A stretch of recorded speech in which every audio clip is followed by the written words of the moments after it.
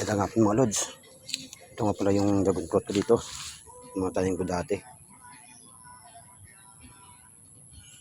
Yellow variety po ito. Tinamaan dati ng punggos. Kaya kakasakit sila kakaganito. Konti na lang yung natira. Balik na naman ulit sa bago. Balik ko yan. Golden Isis.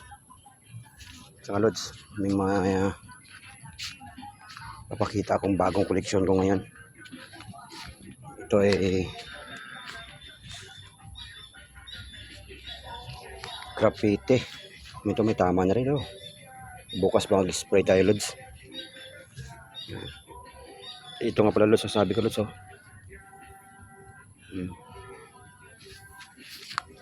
Tumubo na, matlaki na. Koleksyon ulit ito lods. Galing Saudi ito. Kung alam nyo lang. Yung tatawag na dates 3. Hopefully makatanim tayo dito sa Pilipinas na. Laki na. Simula to sa binhi.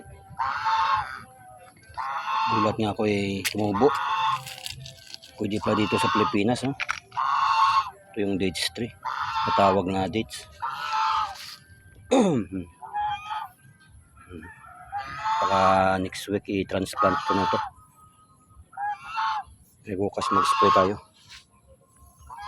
Itong variety nito ay kwanto physical graffiti.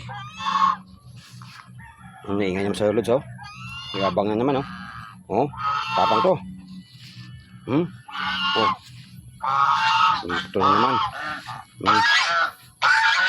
Yan. Ikot-ikot lang kami dito lods. Medyo madamo na yung area. Dami saluyot. Saluyot, kulitis. Yan. Nakataas na. May ilang linggo na ulan dito. Yan. Mababa namang kwanto. Linisan to. Ito variety din to na yellow variety din to. Medyo busy pa kasi. Gabang naman lods. Oh. Bacan. Pag ibang tao to, nangyari sa kanya to.